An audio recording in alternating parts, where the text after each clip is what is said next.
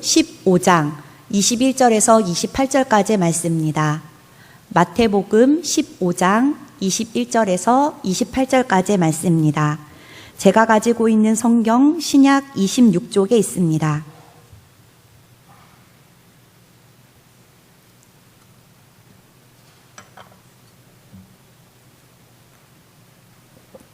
마태복음 15장 21절에서 28절의 말씀 한 절씩 교독하시겠습니다. 예수께서 거기서 나가사 두로와 시돈 지방으로 들어가시니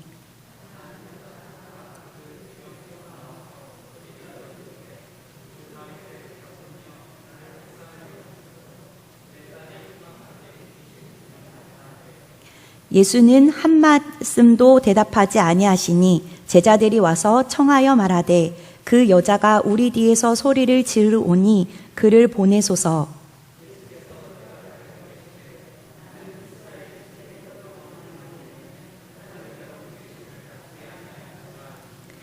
여자가 와서 예수께 절하며 이르되 주여 저를 도우소서.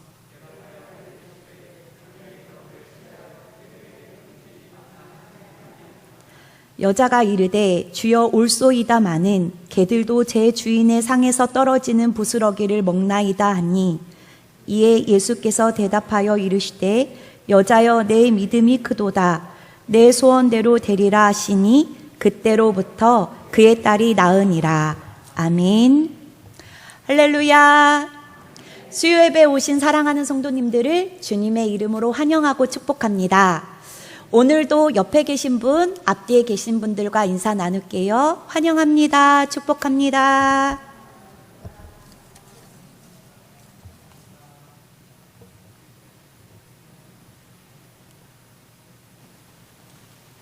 세상에서 제일 믿어주기를 잘하시는 분은 어머니이십니다. 자식이 어떤 일을 하든지 쉽게 믿어주고 포용해 주시는 분입니다. 자식이 학교 선생님이나 심하면 경찰서에서 부르면 늘 어머니 말씀은 내 아들은 그럴 놈이 아니다 라고 말씀하십니다. 조용히 곁에서 그 말을 듣는 사람들은 속으로 그럴 놈이요 라고 생각하지만 어머니는 아들의 말을 액면 그대로를 받아들입니다. 그만큼 자녀를 사랑하기 때문입니다. 모든 정황이 아들의 잘못으로 드러나면 친구를 잘못 만나서 라고 말합니다.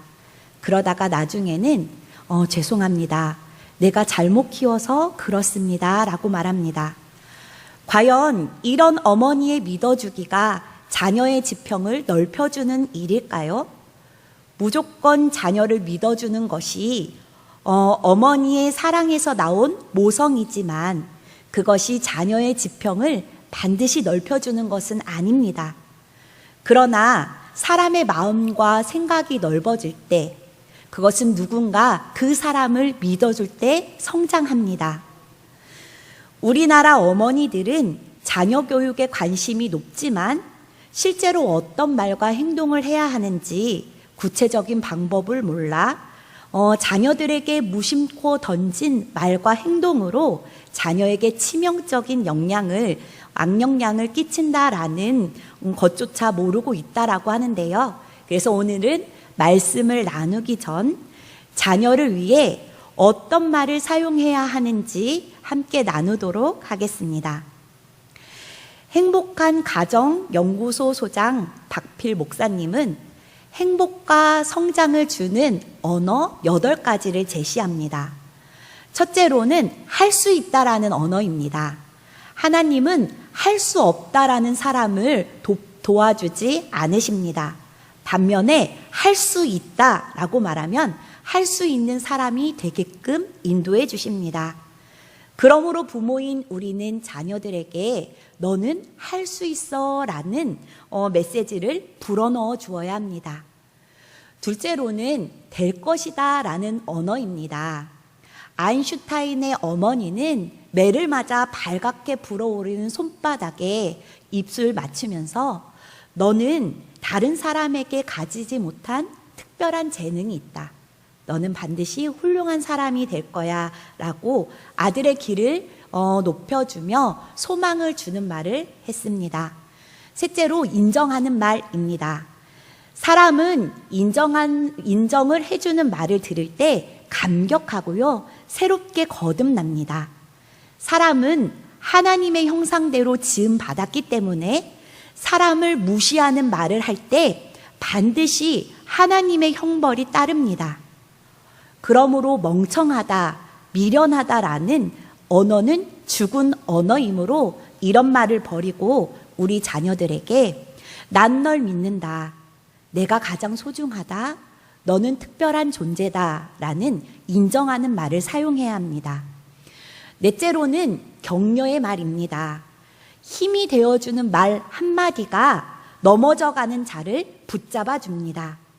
이 격려의 말이 떨어지는 곳에서 행복이 싹트고 성공의 열매가 맺혀지게 됩니다. 공부하기 힘들지, 직장생활 하기 힘들지, 가정생활 이끄는 것도 너무 힘들어. 그렇지만 힘내자라는 말 한마디가 생수가 될 수 있습니다.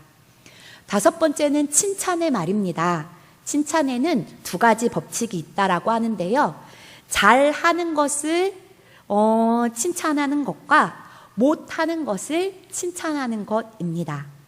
잘하는 것을 찾아서 칭찬할 때는 이 잘하는 것이 더욱 잘하게 되고요. 못하는 것을 찾아서 칭찬하기 시작하면 못하는 것이 잘하는 것처럼 되어갑니다. 여섯 번째는 감사의 말인데요. 하루아침에 연구소가 불이 탄 것을 발견한 67세의 에디슨은 그 장면을 보고 우리의 모든 잘못된 것이 불탔다, 새롭게 시작할 수 있으니 하나님께 감사드린다라고 말했습니다.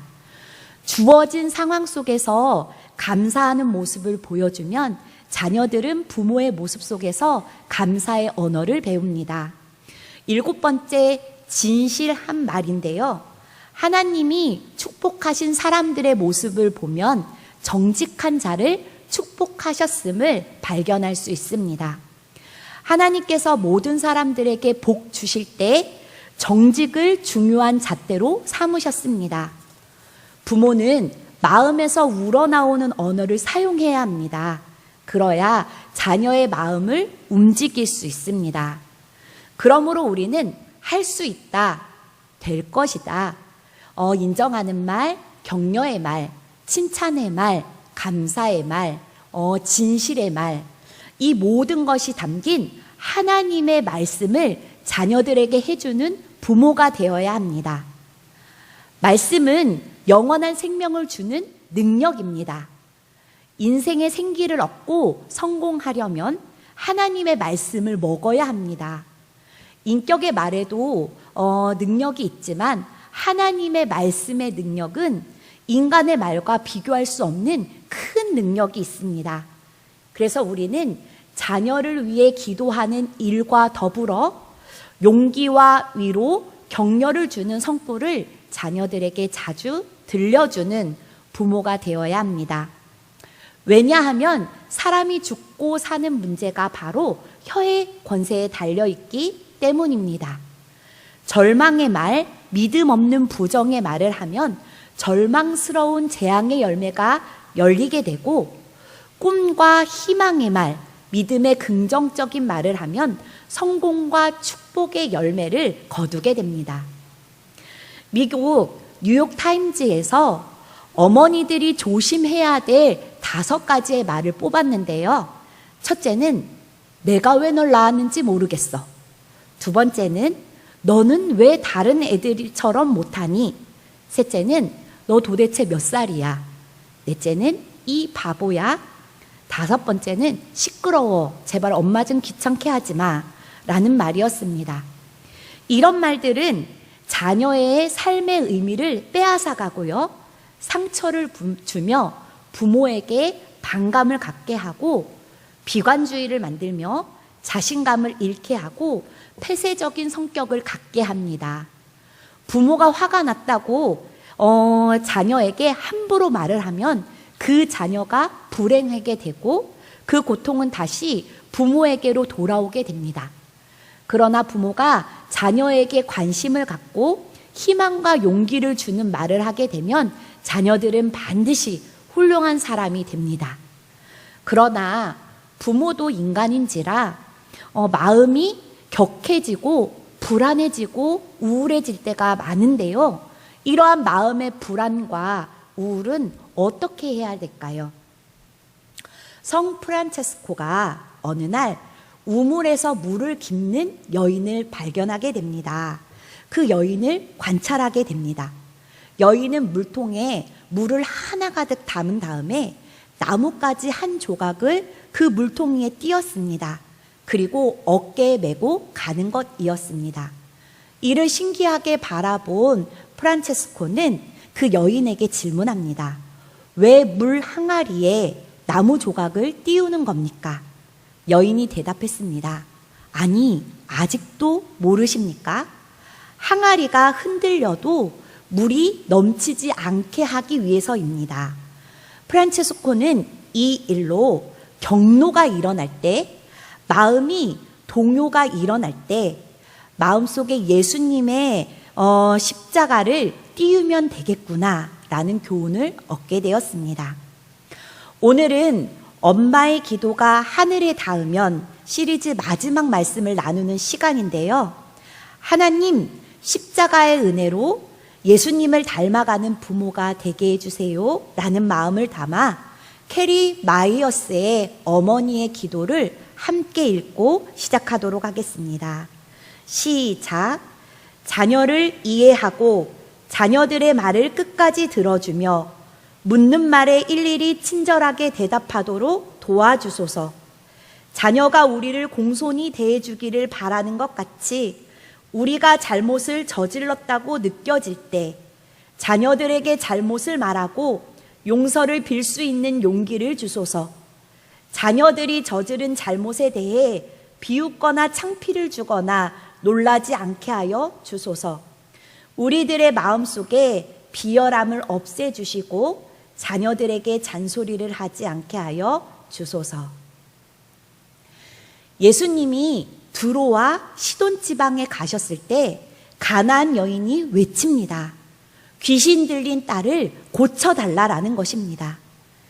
예수님은 여느 때와 달리 한 말씀도 하지 않으시고 제자들에게 나는 이스라엘의 집에 잃어버린 양을 찾으러 왔다라고 대답하셨습니다. 이 말씀은 예수님께서 유대인들에게만 복음을 전하기에 왔다라는 것은 아닙니다. 만약 그런 의도셨다라면 두로와 시돈 지방에 가지 않으셨을 것입니다. 예수님은 주 다윗의 자손이여 라고 외치고 있는 이 여인이 마음으로도 예수님을 믿고 있는지 확인해 보고 싶으셨습니다. 그래서 예수님의 침묵은 거절이 아니라 인내를 위한 테스트였던 것이었습니다. 가나안 여인은 믿음을 시험하는 예수님께 더 가까이 나와 절을 하며 도움을 간청합니다.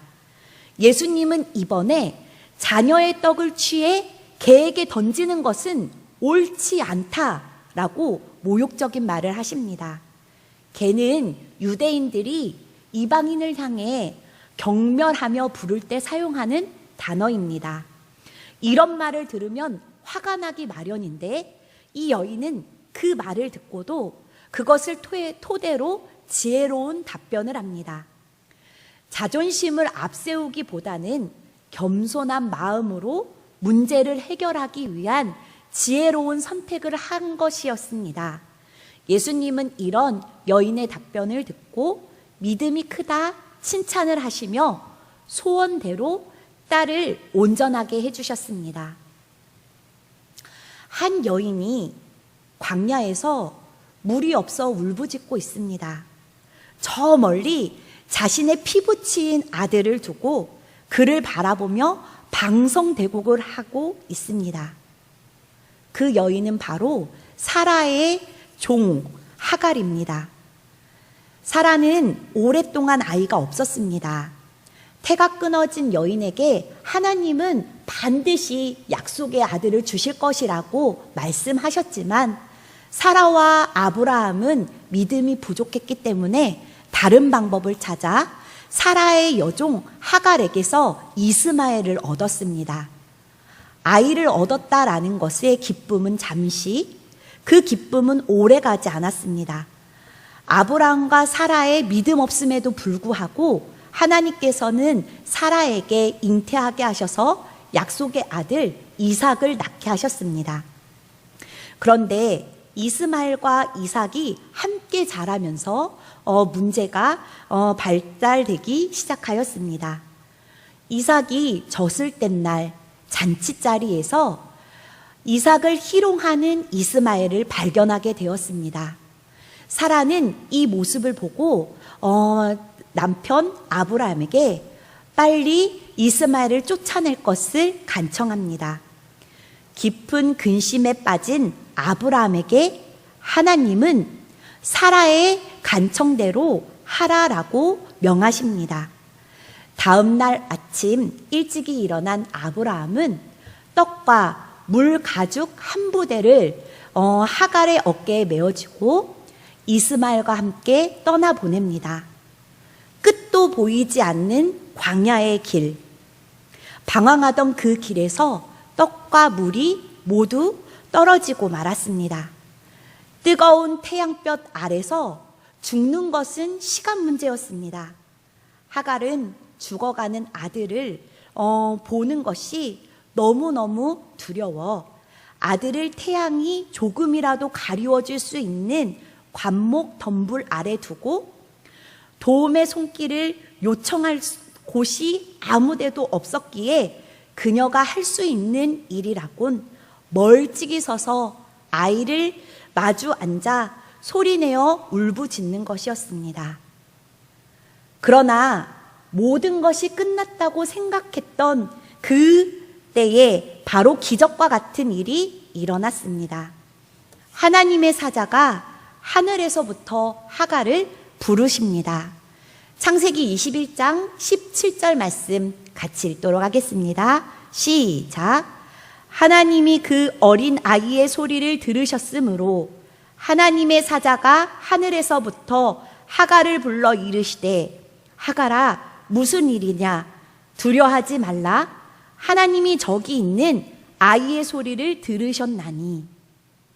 하갈이 아들을 위해 울며 기도할 때 하나님은 그 어린 아이의 소리를 들으셨다라고 말씀하시면서 큰 민족을 이루게 하시겠다라는 약속을 상기시켜 주십니다. 그리고 그 언약을 따라 하갈의 눈을 열어 아이를 살릴 수 있는 샘물을 보게 해 주셨습니다. 이 장면에서 우리가 기억해야 할 것은 하나님은 하갈이 자녀를 위해 울부짖어 기도하기 전까지 그녀의 눈을 어둡게 하셨다라는 것입니다. 하나님께서는 마치 하갈의 마음이 녹는 눈물의 기도를 기다리고 계셨던 것처럼 그녀가 모든 것이 끝나버린 것 같은 상황 속에서 하나님을 향해 울부짖는 그 순간 그녀를 만나 주셨습니다. 그리고 하갈의 통곡을 들으시고 그녀의 눈을 열어 아이를 살려 주셨습니다. 부모인 우리들은 자녀의 영혼을 바라보며 하나님 앞에 자녀를 대신 위해 간절히 울부짖는 부모가 되어야 합니다. 기도의 응답이 없는 것 같고 하나님이 침묵하시는 것 같아도 눈물로 기도하는 아들은 결탄코 망하지 않는다라는 말씀을 붙잡고 끝까지 기도해 그 아들을 하나님의 품으로 이끌었던 어거스틴의 어머니 모니카의 일을 기억하며 자녀를 위해 기도해야 합니다.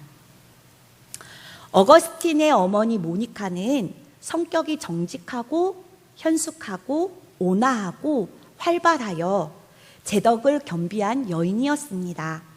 그래서 아들에게 어렸을 적부터 기도하는 법을 알려주었고 성경 말씀을 외우기도 하는 아름다운 습관을 길러주었습니다.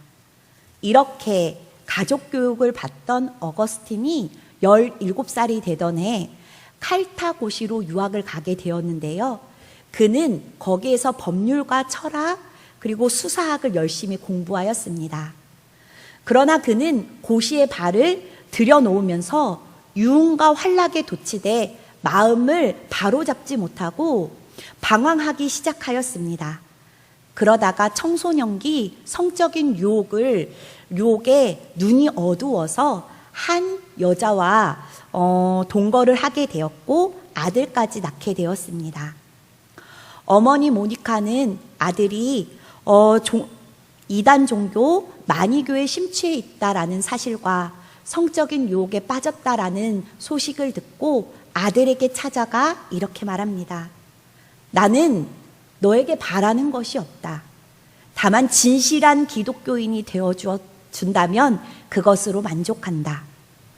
그렇지만 그는 계속해서 성경과 멀어지는 모습을 보며 어머니의 마음은 많이 아팠습니다. 어머니가 성경 말씀을 읽으라고 권하면 어거스틴은 그런 책은 무식한 어머니와 같이 미신적으로 믿는 여인이나 보는 책입니다. 우리같이 철학을 연구하는 사람들은 그런 책을 안 보아도 읽어야 할 책이 아주 많습니다 라고 말하며 어머니의 명을 거역하였습니다. 이 말을 들을 때마다 어머니는 마음이 너무나도 답답해서 눈물과 한숨으로 하나님께 기도하는 방법밖에 다른 길이 도무지 없었습니다. 어거스틴은 철학을 배우고 연구하고 변증술을 연습하였으나 어디에서도 만족함을 느끼지 못했습니다. 그리고 범민 중에 로마시에 가서 거기서 마니교 선생님에게 배우면서 교리를 배우고 평화의 세계를 찾으며 번민과 고통을 줄이려고 노력했지만 오히려 그 갈등이 더욱더 커져만 갔습니다. 그래서 그는 열병에 걸려 중병에 당하고 보니 사랑하는 어머니가 너무나 보고 싶었습니다. 그래서 그는 몇 달 동안 무의식에 빠지게 되었을 때 이런 기도를 드리게 되었습니다. 하나님, 나는 감히 기도할 수 없는 큰 죄입니다. 그러나 나의 어머니는 나를 위해서 기도합니다. 나의 어머니는 내가 지금 중병에 빠져 죽게 된 것도 모를 것입니다. 그러나 어머니가 나를 위하여 기도하는 것은 분명합니다. 수천리 멀리 떨어져 있지만 무소부재하신 하나님께서 기도를 들으시고 이 죄인을 구원하여 주옵소서. 이 기도 이후 건강이 소생되어 회복되었지만 그 이후 그는 다시 방황하기 시작하였습니다. 어거스틴은 도저히 하나님이 살아계시다라는 사실을 받아들일 수가 없었습니다. 만일 하나님이 살아계시다라는 것을 그 사실을 확인할 수 있다면 어머니가 말씀하시는 하나님을 정말 믿고 싶었습니다. 그러다가 그가 어느 날 자기도 모르게 이런 기도를 하게 되었습니다. 하나님, 당신이 정말 살아계시다면 당신을 믿을 수 있도록 보여주시옵소서. 나도 믿고는 싶지만 이해가 되지 않습니다. 이 진절머리 나는 삶에서 당신에 대한 두려움에서 벗어날 수 있도록 은혜를 베풀어 주옵소서. 이런 기도 후 신비한 꿈을 꾸게 되었는데요. 꿈속에서 그는 파도가 철썩이는 그 바닷길을 걷고 있었습니다. 그때 한 소녀가 홀로 앉아 모래 구덩이를 파놓고 하얀 조가비를 들어 바닷물을 떠서 담고 있었습니다. 그가 소녀에게 물었습니다. 애야, 혼자서 뭐하고 있니? 예, 아저씨, 바닷물을 이 모래 구덩이에 퍼담고 있어요. 바닷물을? 그래, 그 바닷물을 얼마나 퍼담으려고? 예, 아저씨, 저 바닷물을 모두 이 모래 구덩이에 퍼 담을 거예요. 애야, 바다가 보이지 않니? 바다가 얼마나 넓고 바닷물이 얼마나 많은데 그 작은 조가비로 이 작은 모래 구덩이에 다 퍼담을 수 있겠니? 그렇지만 아저씨, 계속 퍼다가 담다 보면 언젠가 바닷물이 다 말라지지 않을까요? 애야, 그렇지 않단다. 저 바다는 그 작은 모래 구덩이에 담기란 불가능하단다. 내가 종일 퍼 담아도 바닷물은 조금도 줄어들지 않잖니? 그렇지만 아저씨, 아침부터 계속해 물을 퍼 담으니까 조금이라도 줄어들었을 거예요. 아니란다. 퍼 담은 바닷물을 보다 강에서 바다로 흘러들이는 물이 훨씬 더 많을걸. 그리고 너가 모래 구덩이에 바닷물을 퍼 담아도 그 물은 모래로 흡수되어 버린다란다. 해가 저무는데 빨리 집으로 돌아가렴. 부모님이 걱정하신단다. 그때 그 소녀는 어거스틴을 똑바로 바라보며 이렇게 말했습니다. 아저씨, 저 바다보다 큰 하나님의 세계를 조개 껍데기보다 작은 아저씨의 생각으로 모래 구덩이만한 아저씨의 머릿속에 담는 일이 훨씬 더 어렵지 않을까요? 아저씨의 인생이 저물고 있어요. 아저씨가 하나님 앞으로 돌아갈 일이 더 가까워지고 있어요. 그는 깜짝 놀라서 꿈에서 깨어났습니다. 이렇게 예사롭지 않은 꿈을 꾸게 된 것은 그가 방탕한 생활, 잘못된 생활에서 벗어나기 위하여서 10년 동안 애타게 기도했던 어머니의 기도가 있었기 때문입니다. 그는 이 꿈을 통하여서 자기가 보잘것없는 생각을 내려놓고 하나님의 말씀을 겸손하게 받아들이게 되었습니다. 모니카는 기도의 응답이 없어 포기하고 싶을 때도 있었습니다. 그러나 암브로스 감독이 그녀에게 전해준 위로의 말, 눈물로 기도하는 어머니가 있는 아들은 결단코 망하지 않을 것이라 라는 이 위로의 말을 붙잡고 기도할 때 어거스틴은 32세 늦은 여름에 우리가 알고 있는 마음이 움직이는 사건을 만나게 됩니다. 성경책을 들고 읽어라. 어린 아이의 노랫소리였죠. 그는 무의식적에 성경책을 찾아 읽습니다. 로마서 13장의 말씀입니다. 낮에와 같이 단정히 행하고 방탕하거나 술 취하지 말며 음란하거나 호색하지 말며 다투거나 시기하지 말고 오직 주 예수 그리스도로 옷 입고 정욕을 위하여 육신의 일을 도모하지 말라. 이 말씀을 읽는 순간 그는 머리를 둔기로 맞은 것처럼 그 심령이 새롭게 되는 역사를 경험하게 되었습니다. 그 후로 그는 철학을 포기하고 기독교 신앙을 회복하였습니다. 그리고 그는 33세가 되는 때 기독교의 세례를 받고 새 삶을 시작하게 되었는데요. 어머니의 간곡한 기도가 17년 만에 성취된 것입니다. 눈물은 시험관에 담아 분석한다면 약간의 수분과 염분만이 나오겠지만 어머니의 기도는 과학적으로 알 수 없는 위대한 힘이 있음을 알 수 있습니다. 어머니가 기도할 때 자녀의 마음속에 성령이 역사하셔서 그 마음에 감동을 받게 되고 죄책감을 느껴 마침내 회개하게 되는 것입니다. 여기 서 있는 저는 굉장히 착하고 또한 방황 없이 고든 길로 신앙생활을 했을 것처럼 보이기도 하겠지만 저는 뒤늦게 사춘기가 왔습니다. 제가 20살이 되던 해 신학교에 갓 입학했을 때 방황하기 시작했는데요. 고등학교 때부터 어려웠던 형편 때문에 내 가정을 과외를 하면서 학교 생활을 했는데요. 온전한 가정에서 사랑을 받지 못하며 자란 것이 저의 마음의 쓴뿌리가 되어서 과외를 하며 행복해하는 아이들을 볼 때 왜 나는 행복한 가정 속에서 온 가족이 함께 모여 생활할 수 없을까? 그 마음이 늘 슬픔으로 다가왔습니다. 그러다가 신학교에 가게 됐는데요. 웬일이에요. 하나님을 그토록 사랑하니 신학을 공부하면 하나님을 사랑하는 마음과 은혜로 충만해질 것 같았는데 어느 날 너같이 더러운 애는 하나님의 종이 될 수 없다라는 사단의 음성이 들렸는데 지금 같으면 사단아 예수님의 이름으로 물러가라 라고 분별이 되겠지만 그때는 마음과 몸이 모두 지쳐있는 상태라 나와 같은 사람은 하나님의 거룩한 종이 될 수 없구나 라는 마음으로 방황이 시작하게 되었습니다.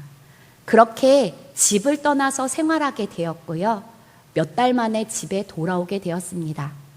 당시 저희 엄마는 저의 전도를 받고 1년 신앙생활한 지 1년 반 정도 지나게 되었고요. 그때 저희 가정을 먹여 살려야만 했기 때문에 백반 식당을 운영하고 계셨거든요. 그래서 가게가 마친 후에 잘 자야 4시간을 잘 수가 있는데 그렇게 퇴근한 저희 어머니는 주방에서 목욕을 하고 나서 어디론가 가고 있었습니다. 캄캄한 밤에 어디로 가는 것일까? 두려운 마음도 있었고 걱정되는 마음도 있어서 몰래 어머니의 뒤를 따르게 되었는데요. 캄캄하게 불이 꺼진 남의 교회에 열쇠로 문을 따고 들어가서 강대상 맨 앞에 무릎을 꿇고 눈물로 기도하기 시작했습니다. 하나님, 제 딸 좀 도와주세요. 남편의 일이라면 사람들한테 이야기할 수 있는데요. 자녀의 문제라 얘기할 데가 없어요. 하나님, 내 딸 좀 살려주세요. 라고 눈물로 기도하기 시작하셨습니다. 어려운 순간이 많았거든요. 힘든 일을 당하시는 것도 굉장히 많이 봤는데 그 어떤 순간에서도 눈물을 보이지 않던 저희 어머니가 하나님 앞에 눈물로 기도한 것을 본 순간 내가 잘못됐구나 라는 것을 깨닫고 다시 집으로 돌아왔습니다. 그렇게 교회 가니 신방전도사님이 저를 꼭 끼안고 잘 왔다 딸아, 잘 왔어. 네가 있어야 할 곳이 바로 여기야 라고 말씀해 주셨습니다. 그리고 그 신방전도사님도 홀로 2 남매를 키우셔서 여유가 있는 그런 형편이 아니었는데 흔쾌히 은혜 받을 수 있는 곳에 등록비를 내주시고 제가 은혜를 체험할 수 있는 곳에 보내주셨습니다. 첫째 날 침묵을 하라고 하였습니다. 정말 뛰쳐나가고만 싶었고 여기에 있는 것이 조금도 행복하지 않았습니다. 그렇게 하룻밤을 지내고 다음 날에 성찬식을 하게 되어서 침묵하며 기도하고 있는데 기도합시다 라는 말에 다른 사람들은 울고 불며 통성으로 기도하는데 저는 그 사람들을 지켜보면서 기도 한 자락도 하지 않는 제 모습을 발견하게 되었습니다. 그때 내가 잘못됐구나. 숨을 쉬고 있어도 산 것이 아니구나. 나는 죽었구나 라는 깨달음이 오게 되었습니다. 눈을 감고 하나님 나 좀 살려주세요. 나 이대로 버리실 거예요? 하나님 거룩한 종이 되고 싶습니다. 내가 더러워서 주의 종이 될 수 없다 하더라도 정말 하나님의 거룩한 사랑받는 자녀가 되고 싶습니다. 라고 기도하게 되었습니다. 그렇게 성찬을 받고 돌아오는데요. 신기하게 제 마음속에 유나야, 너는 내 핏값을 주고 산 내 거룩한 자녀니 너는 거룩한 자다. 나의 사랑하는 자녀다. 라는 음성이 들려지게 되었습니다. 그렇게 어머니의 기도를 통해 저는 다시 하나님의 품으로 돌아왔고요. 이제 엄마의 기도가 하늘에 닿으면 마지막 시간인데요. 가나안 여인의 이야기를 나누면서 제가 마지막으로 부탁드리고 싶은 말씀은 자녀를 위한 기도를 평생 쉬지 않고 기도할 때 그 자녀가 하나님을 만나는 체험이 있을 것이라는 것입니다. 그러므로 사랑하는 성도 여러분, 가나안 여인과 같은 믿음이 우리에게 있습니까? 예수님이 반드시 응답해 주실 거라는 믿음이 있습니까? 하나님이 침묵하셔서 우리의 기도가 포기하고 싶을 때가 있지만 가나안 여인과 같은 믿음을 갖게 되기를 원합니다. 포기하지 않고 끈기 있게 믿음으로 간구할 때 반드시 하나님께서 우리의 기도에 응답해 주시고 우리에게 선한 열매를 주실 줄 믿습니다. 기도하시겠습니다. 믿음을 보시는 주님, 우리의 문제를 해결해 주시고 우리의 기도에 응답해 주실 분은 하나님 한 분밖에 없음을 고백합니다. 그래서 사람에게 털어놓지 못하는 문제들, 자녀를 위한 기도 제목을 하나님 앞에 하나하나 아뢰이며 기도합니다. 가나안 여인처럼 더욱 겸손한 태도로 주님 앞에 기도하게 하시고 끝까지 기도할 수 있는 인내를 허락해 주시옵소서. 부모인 우리가 자녀에게 좋은 것을 먹이고 마시고 입히고 싶지만 오직 하나님의 말씀만이, 오직 하나님의 은혜만이 자녀의 영혼을 만족시키며 참 평안과 기쁨을 주는 줄 믿습니다. 사랑의 예수님, 날마다 우리의 자녀들 마음속에 임재하여 주셔서 그 영혼을 다스려 주옵소서. 선한 길로 인도하여 주옵소서. 하나님의 말씀으로 용기와 소망을 주는 부모가 되도록 우리의 입술을 주장하여 주시옵소서. 자녀를 위한 우리의 기도가 당장 열매가 없는 것 같고 아직도 주님의 품으로 돌아오지 못하고 방황하며 헛된 말들을 쏟아놓는 자녀를 볼 때 화가 나고 포기하고 싶은 마음이 생기나 그럴 때 우리의 마음속에 예수님의 십자가를 띄우며 십자가의 은혜로 승리하게 하옵소서. 세상에 좋은 것을 누리며 사는 것 좋지만 더욱 귀한 하나님의 은혜를 누리며 살다가 하나님 나라에서 영생을 누리는 것이 최고 좋은 복임을 고백합니다. 가족의 구원을 위해 눈물로 기도하는 부모 되게 하옵소서. 예수 그리스도의 이름으로 기도합니다. 아멘.